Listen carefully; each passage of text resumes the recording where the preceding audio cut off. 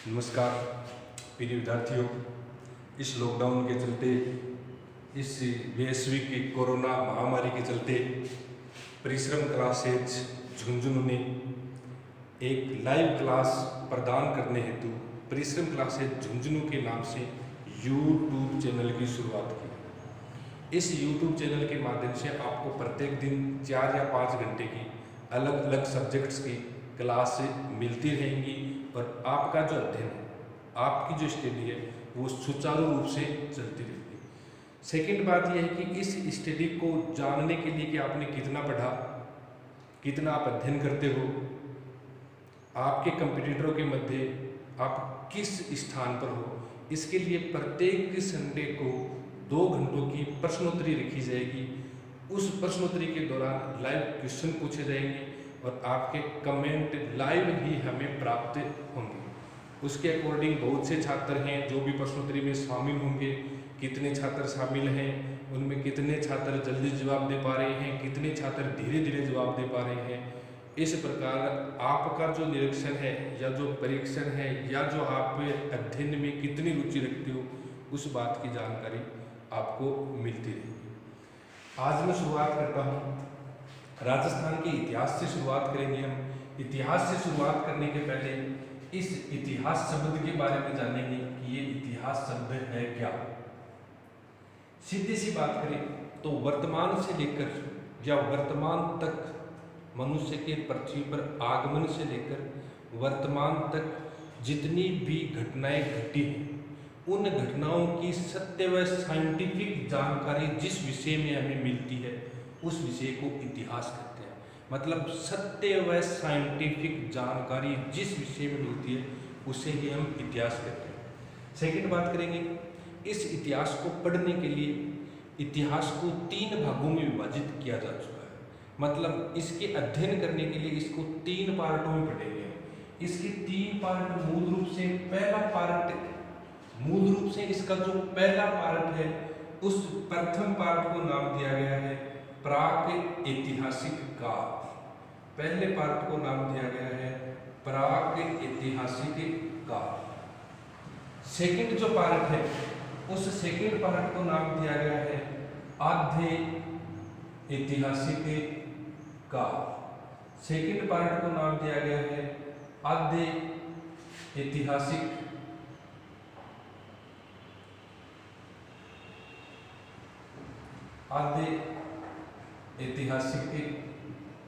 काल। Third part को जो नाम दिया गया है, उसको नाम दिया गया है इतिहास काल। 3 पार्टों में अध्ययन करेंगे। देखो, पहला पार्ट, मूल रूप से पहला पार्ट इतिहास का सबसे बड़ा पार्ट कहलाता है। सेकंड बात, इस इतिहास में हम असभ्य प्राणी या असभ्य मनुष्य, मतलब सभ्य अवस्था में मनुष्य नहीं आया था, जंगली जानवर के रूप में मनुष्य विचरण करता था, कच्चे कंदमूल फल खाता था। 2 बात हो गई इसकी। पहला तो सबसे लंबा काल हो गया, सबसे लंबा काल। सेकंड जो इसकी बात हो गई, मनुष्य था वो किस प्रकार का था, असभ्य प्राणी का जीवन जीता था।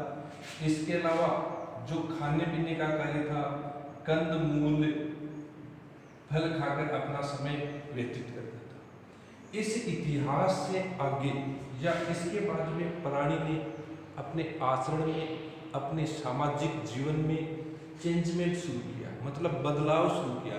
परिस्थितियों के अनुसार, बदलते हुए समय के अनुसार उस प्राणी ने स्थायी रूप से निवास शुरू किया। स्थायी निवास के साथ साथ प्राणी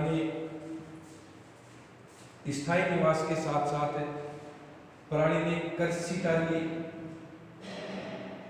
प्लस पशुपालन का कार्य भी शुरू कर दिया। पशुपालन के साथ साथ उसने अपने जीवन के अंदर लेखन सामग्री को भी शामिल किया। मतलब अपने जीवन के बारे में या जो भी घटनाएं थी, उन घटनाओं के बारे में उसने लिखना शुरू किया।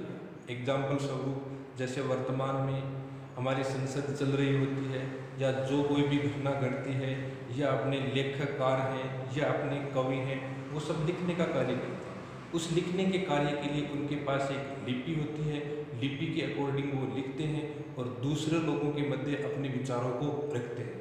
उसी प्रकार आद्य ऐतिहासिक काल में भी लोगों ने लेखन सामग्री शुरू की, यानी कि लिखना शुरू किया। लेकिन मूल रूप से बात है, इस इतिहास काल में जो सामग्री लिखी हुई थी उसको वर्तमान लोग पढ़ नहीं सकते।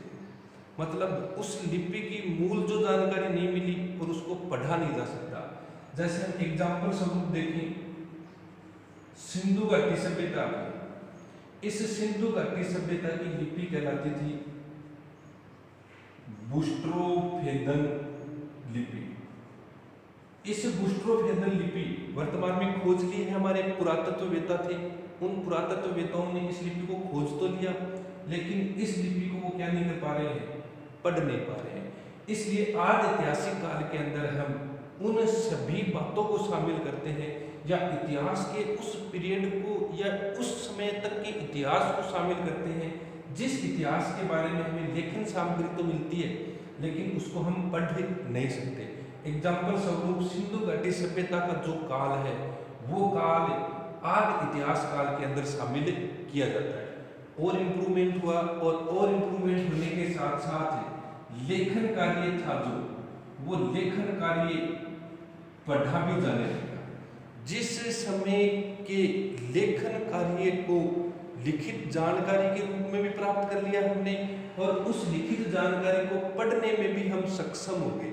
मतलब इतिहास का वह काल जिसके बारे में लिखित जानकारी मिलती है और उसे पढ़ा भी जा सकता है, उस काल को हम इतिहास काल के अंदर शामिल करते हैं।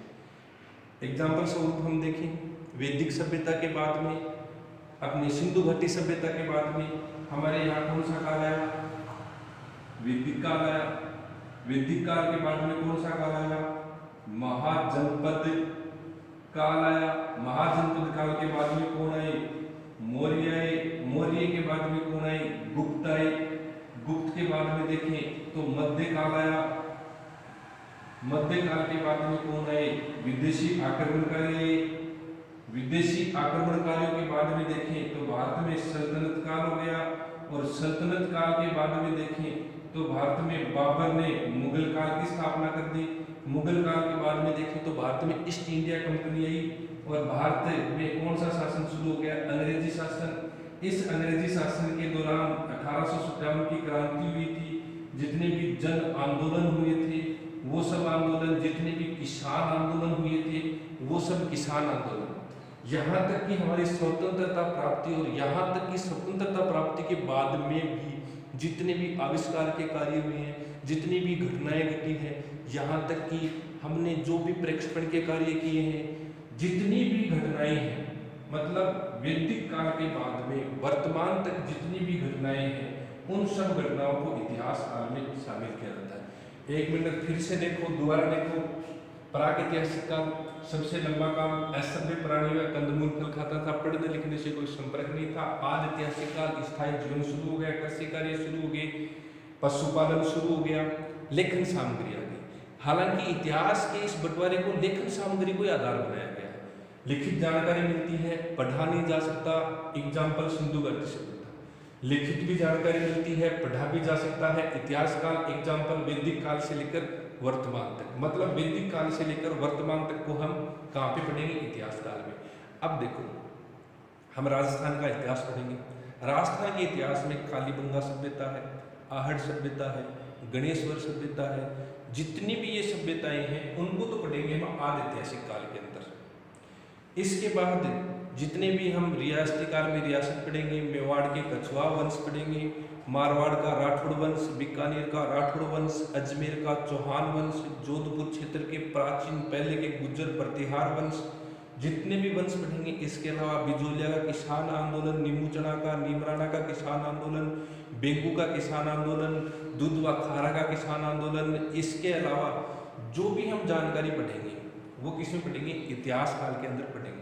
नॉर्मल सी बात ध्यान में रख लेना, लिखित न पढ़ा, लिखित जानकारी मिलती, पढ़ा नहीं गया, लिखित और पढ़ा दोनों जानकारी मिली। इसके बाद में इस प्राग ऐतिहासिक काल को भी 3 भागों के अंदर विभाजित करते हैं, और इस प्राग ऐतिहासिक काल के जो 3 भाग हैं मूल रूप से वो अपने भाग इस प्रकार हैं। पहला भाग है पूरा पाषाण काल, दूसरा भाग है मध्य पाषाण काल, तीसरा भाग है नव पाषाण काल। प्राग ऐतिहासिक काल को 3 भागों में विभाजित किया, पूरा पाषाण, मध्य पाषाण और नव पाषाण। पूरा पाषाण, मध्य पाषाण, नव पाषाण आधार का जो प्रमुख आधार मानते हैं। पाषाण शब्द का अर्थ था पत्थर।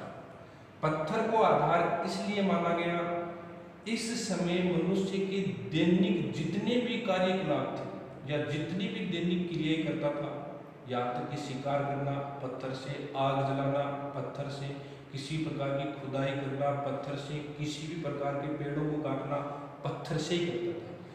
मनुष्य के जीवन में पत्थर की महत्वपूर्ण भूमिका या पत्थर मनुष्य के जीवन का केंद्र बिंदु होने के कारण इन जो खंडों का विभाजन किया गया उसके अंदर मूल रूप से पाषाण शब्द को शामिल किया गया। अब देखेंगे पूरा पाषाण, मध्य पाषाण काल, नव पाषाण काल बाद में देखेंगे, पहले थोड़ा सा पूरा पाषाण काल देखें। इस पूरा पाषाण काल को भी 3 भागों में विभाजित किया गया था, और इस पूरा पाषाण काल के जो 3 भाग थे मूल रूप से वो थे उच्च पूरा पाषाण, दूसरा था मध्य पूरा पाषाण और तीसरा था नव पूरा पाषाण। उच्च पूरा पाषाण था उस समय जैसे पत्थर मिलते थे उस प्रकार के पत्थरों को क्या बनते थे, औजार बनाए जाते थे। इसके अलावा उच्च पाषाण काल के जो अवशेष या जो स्थान मिले हैं भारत में, वो स्थान मूल रूप से मिले हैं पहलगाम, और ये पहलगाम पड़ता है अपना जम्मू कश्मीर के अंदर। दूसरा जो स्थान मिला है बेलन घाटी, ये बेलन घाटी अपना मिलता है कहाँ पर, यूपी के अंदर। तीसरा भीमबेटका, और ये भीमबेटका स्थान मिलता है अपने राजस्थान एमपी के अंदर। इसके अलावा भानगढ़, नाथद्वारा, और भी बात करें तो देवली, टोंक, ये कहाँ पे मिलते हैं, राजस्थान के अंदर। इस काल के अंदर जो औजार होते थे उन औजारों के जो नाम होते थे, उन औजारों को एक का नाम होता था हस्तकुठार, और इस हस्तकुठार को हैंड एक्स भी कहा जाता था। दूसरा इस समय होता था विदारणी, इस विदारणी को कलीवर के नाम से भी जाना जाता था। दूसरा है मध्य पाषाण काल। मध्य पाषाण काल के अंदर जो स्थान मिले हैं मूल रूप से, राजस्थान में बात करें तो पुष्कर, मध्य भारत में बात करें तो नर्मदा नदी घाटी, और तीसरी बात करें तो भीमबेटका, और ये भीमबेटका कहाँ पे पड़ता है, एमपी। इस मध्य पाषाण काल के अंदर अगर हम बात करें औजारों की, इस मध्य पाषाण काल में जो औजार मिले हैं उन औजारों के नाम जो मिले हैं, एक तो है खुरचनिया, इस खुरचनिया को कहा जाता है स्क्रेपर, और दूसरा इसके अंदर मिला है छिद्रक, और उस छिद्रक को कहा जाता है बोरर।